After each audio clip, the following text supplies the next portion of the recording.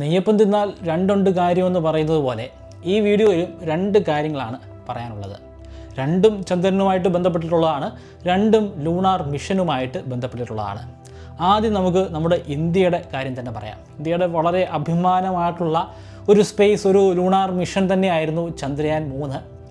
വലിയ വിജയമായി. പക്ഷേ കുറച്ച് നാൾക്ക് ശേഷം അത് പ്രവർത്തനരഹിതമായി മാറുകയും ചെയ്തിരുന്നു. കുറച്ച് നാൾക്ക് ശേഷം അത് വീണ്ടും പ്രവർത്തിക്കുമെന്ന് ഒരു ചെറിയ സാധ്യതയൊക്കെ ഇസ്രോ കണ്ടിരുന്നു. പക്ഷേ പൂർണ്ണമായിട്ടും അത് പ്രവർത്തനരഹിതമായിട്ട് മാറുകയായിരുന്നു. അതിൽ നിരാശയൊന്നും ഉണ്ടായിരുന്നില്ല. കാരണം വെറും 1% അല്ലെങ്കിൽ 1% താഴെ മാത്രമാണ് അത് പ്രവർത്തിക്കുമെന്ന് നമ്മൾ പ്രതീക്ഷിച്ചത്. പക്ഷേ ഇപ്പോൾ ഒരു സിഗ്നൽ നമുക്ക് ഈ ചന്ദ്രയാനിൽ നിന്നും അതിൻ്റെ ലാൻഡറിൽ നിന്നും ലാൻഡറിലെ ഒരു പേലോഡിൽ നിന്നും ലഭ്യമായിരിക്കുകയാണ്. അത് അത്ഭുതകരമായിട്ടുള്ളൊരു കാര്യമാണോ എന്ന് ചോദിച്ചു കഴിഞ്ഞാൽ അതിൽ അത്ഭുതപ്പെടേണ്ട കാര്യമൊന്നുമില്ല. പക്ഷേ കഴിഞ്ഞ കുറച്ച് നാളുകളായിട്ട് നാസയും ഇസ്രോയും ചെറിയ ആശങ്കയിൽ തന്നെയായിരുന്നു.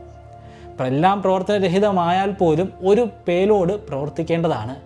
അത് 10 വർഷത്തേക്കോ 100 വർഷത്തേക്കോ ഒന്നുമല്ല, കുറേ അധികം വർഷത്തേക്ക് പ്രവർത്തിച്ചുകൊണ്ട് തന്നെ ഇരിക്കേണ്ടതാണ്. കാരണം ഇതിന് പ്രവർത്തിക്കാനായിട്ട് വൈദ്യുതിയുടെ അല്ലെങ്കിൽ ഒരു ഊർജത്തിൻ്റെ ആവശ്യമില്ല.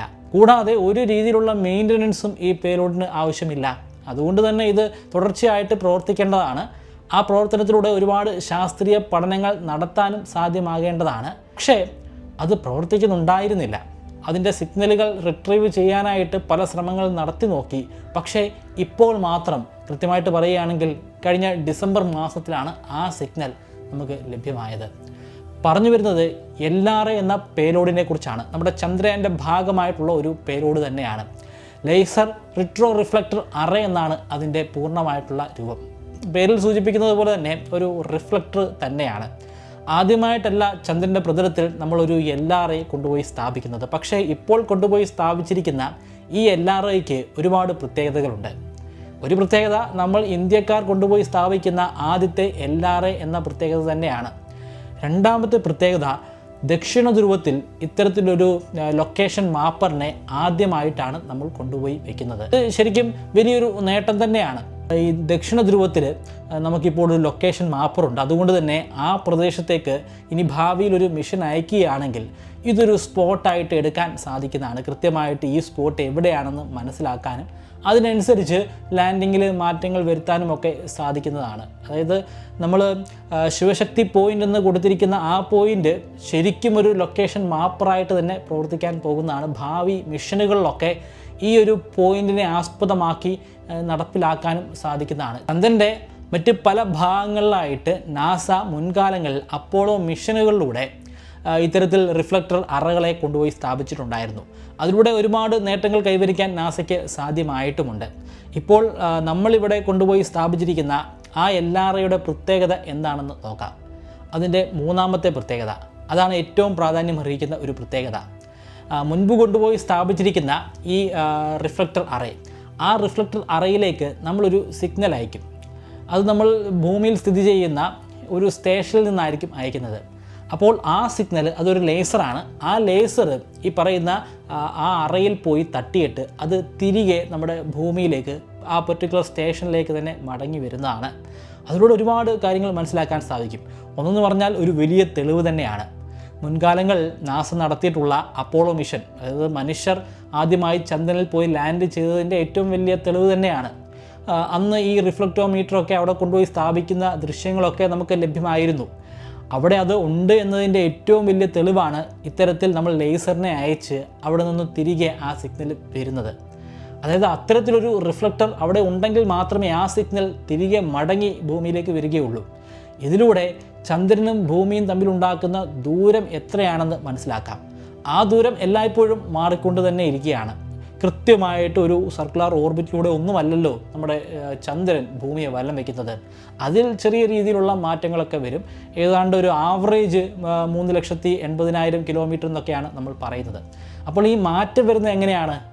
അങ്ങനെ മാറ്റം വരുന്നത് ഈ രണ്ട് സെലസ്റ്റിയൽ ബോഡിയുടെ ഗ്രാവിറ്റിയുമായിട്ട് ബന്ധപ്പെട്ടിട്ടുള്ളതാണ്. അതിൻ്റെ ഗ്രാവിറ്റിയിൽ എന്തൊക്കെ വ്യതിയാനങ്ങളാണ് ഓരോ സ്ഥലങ്ങളിലും സംഭവിച്ചു കൊണ്ടിരിക്കുന്നത്.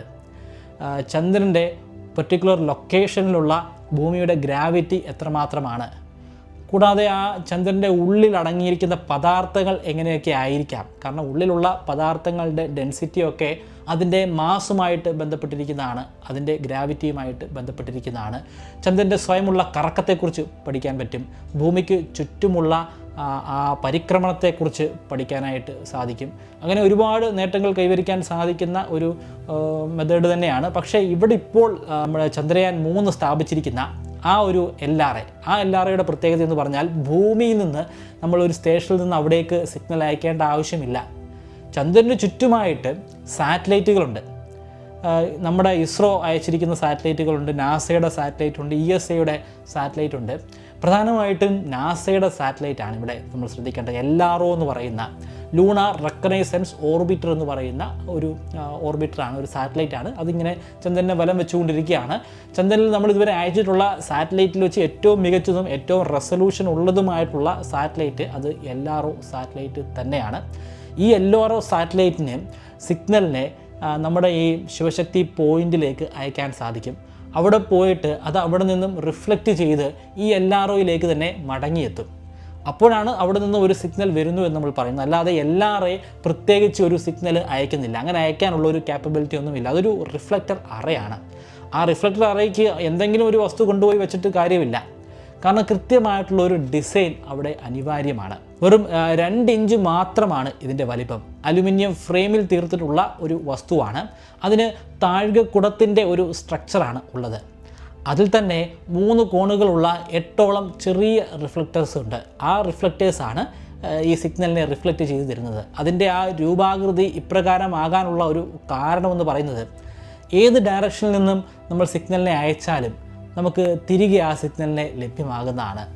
LRAയുടെ ഈ ഒരു അതായത് ഈ ചന്ദ്രയാൻ 3 ഉപയോഗിച്ചിരിക്കുന്ന ഈ ഡിസൈൻ മുൻപ് കാലങ്ങളിൽ ഉപയോഗിച്ചിട്ടുണ്ടായിരുന്ന റിഫ്ലക്ടോമീറ്ററിൽ നിന്നും അല്പം വ്യത്യാസമുള്ളതാണ്. കാരണം സഞ്ചരിച്ചു കൊണ്ടിരിക്കുന്ന ഒരു സാറ്റലൈറ്റ് സിഗ്നൽ അയച്ചാലും ആ സിഗ്നൽ അവിടെ പോയി റിഫ്ലക്റ്റ് ചെയ്ത് തിരികെ വരുന്നതാണ്. LRO കുറേയധികം നാളുകളായിട്ട് കുറേയധികം ദിവസങ്ങളായിട്ട് ഇത്തരത്തിൽ സിഗ്നലുകൾ ഈ ശിവശക്തി പോയിന്റിലേക്ക് അയക്കുന്നുണ്ട്. പക്ഷേ തിരികെ ഒന്നും തന്നെ ലഭ്യമാകുന്നുണ്ടായിരുന്നില്ല. പക്ഷേ ഇപ്പോൾ ആ സിഗ്നൽ നമുക്ക് കൃത്യമായിട്ട് കിട്ടിയിരിക്കുകയാണ്. അതിൻ്റെ അർത്ഥം നമ്മൾ അയച്ചിരിക്കുന്ന ആ മിഷൻ്റെ ആ പേലോഡ് പൂർണ്ണമായിട്ടും വിജയം തന്നെയാണ്. ഇത് ഇസ്രോയുടെ മാത്രം ഒരു വിജയമല്ല.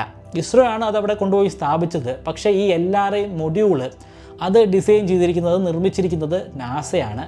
നാസ അതിൽ തുടർച്ചയായിട്ട് പഠനങ്ങൾ നടത്തുന്നതാണ്. പക്ഷേ അതിൻ്റെ ക്രെഡിറ്റ് ഇന്ത്യക്ക് കൂടി അവകാശപ്പെട്ടത് തന്നെയാണ്. ഒരു സിഗ്നലിനെ ഡിറ്റക്റ്റ് ചെയ്യുന്ന സമയത്ത് LRO ശിവശക്തി പോയിന്റുമായിട്ട് വളരെയധികം അടുത്തായിരുന്നു. ഏതാണ്ട് ഒരു 100 കിലോമീറ്റർ ദൂരം മാത്രം. 100 കിലോമീറ്റർ എന്ന് പറയുന്നത് ഈ സാറ്റലൈറ്റുകളെ സംബന്ധിച്ചിടത്തോളം വളരെയധികം ചെറിയൊരു ദൂരമാണ്. നമ്മുടെ ഭൂമിയുടെ ഏറ്റവും അടുത്ത് നിൽക്കുന്ന സാറ്റലൈറ്റുകളിൽ ഒന്നാണ് നമ്മുടെ സ്പേസ് സ്റ്റേഷൻ തന്നെ 400 കിലോമീറ്റർ മുകളിലൂടെയാണ് വലം വെച്ചുകൊണ്ടിരിക്കുന്നത്. അപ്പോൾ അവിടെയാണ് ഈ 100 കിലോമീറ്റർ എന്ന് പറയുന്ന ആ ഒരു ദൂരപരിധി വരുന്നത്. ഒരു 30 സെക്കൻഡ് ആസ്ട്രോഫിസിക്സിൽ നിങ്ങൾക്കൊരു ശാസ്ത്ര പ്രബന്ധം പബ്ലിഷ് ചെയ്യാൻ സാധിക്കും. അങ്ങനെ പബ്ലിഷ് ചെയ്തു കഴിഞ്ഞാൽ പിന്നെ നിങ്ങളൊരു ആസ്ട്രോഫിസിസ്റ്റ് തന്നെയാണ്. അതിലൂടെ പ്രൊഫഷണലി ഒരു ജോലി കിട്ടാനുള്ള സാധ്യത കൂടിയുണ്ട്. അതിനുവേണ്ടി നിങ്ങൾ ചെയ്യേണ്ടത് ഡിസ്ക്രിപ്ഷനിലും ഫസ്റ്റ് കമൻറ്റിലും കൊടുത്തിരിക്കുന്ന ലിങ്ക് ഉപയോഗിച്ച് ആസ്ട്രോഫിസിക്സിൻ്റെ കോഴ്സിൽ രജിസ്റ്റർ ചെയ്യുകയാണ്. കോഴ്സിൻ്റെ ഫീ 3000 rupees ആണ്. പക്ഷേ അഡ്വാൻസ് എന്ന പ്രോമോ കോഡ് ഉപയോഗിക്കുകയാണെങ്കിൽ നിങ്ങൾക്ക് 25% ഡിസ്കൗണ്ട് ലഭ്യമാകുന്നതാണ്. ഇനി നമുക്ക് രണ്ടാമത്തെ കാര്യത്തിലേക്ക് പോകാം. രണ്ടാമത്തെ കാര്യം അത് ഇന്ത്യയുടെ ഒരു നേട്ടമല്ലെങ്കിൽ പോലും ഭാവിയിൽ ഇന്ത്യക്ക് പ്രയോജനം കിട്ടുന്ന ഒരു നേട്ടം കൂടിയാണ്. ആ നേട്ടം കരസ്ഥമാക്കിയിരിക്കുന്നത് ജപ്പാൻ്റെ സ്പേസ് ഏജൻസിയായ ജാക്സയാണ്. ജാക്സയുടെ സ്ലിം എന്ന പേരിൽ വിശേഷിപ്പിക്കുന്ന ഒരു ലാൻഡർ വിജയകരമായിട്ട് ചന്ദ്രൻ്റെ പ്രതലത്തിൽ ലാൻഡ് ചെയ്തിരിക്കുകയാണ്. Smart lander four investigating moon എന്നാണ് അതിൻ്റെ പൂർണ്ണമായിട്ടുള്ള രൂപം. സ്നൈപ്പർ എന്ന ഒരു ഇരട്ടപ്പേര് കൂടിയുണ്ട്. സ്നൈപ്പർ എന്താണെന്ന് നിങ്ങൾക്ക് പറഞ്ഞു തരേണ്ട ആവശ്യമില്ല. ഒരുപാട് ഗെയിമുകൾ കളിക്കുന്നവരുണ്ടാകും, അതുപോലെ ഹോളിവുഡ് സിനിമകൾ കാണുന്ന ആളുകളുണ്ടായിരിക്കും. മലയാള സിനിമകളിലൊക്കെ സ്നൈപ്പേഴ്സ് ഉണ്ട്. അതായത് കൃത്യമായിട്ട് വളരെയധികം ദൂരം നിന്നുകൊണ്ട് ഒരാളെ വെടിവെച്ച് വീഴ്ത്തുന്ന ഒരു വ്യക്തിയും അയാളുടെ ഗണ്ണും ഒക്കെയാണ് ഈ സ്നൈപ്പിംഗ് ടൂൾ അല്ലെങ്കിൽ സ്നൈപ്പിംഗ് ഗൺ എന്നൊക്കെ പറയുന്നത്.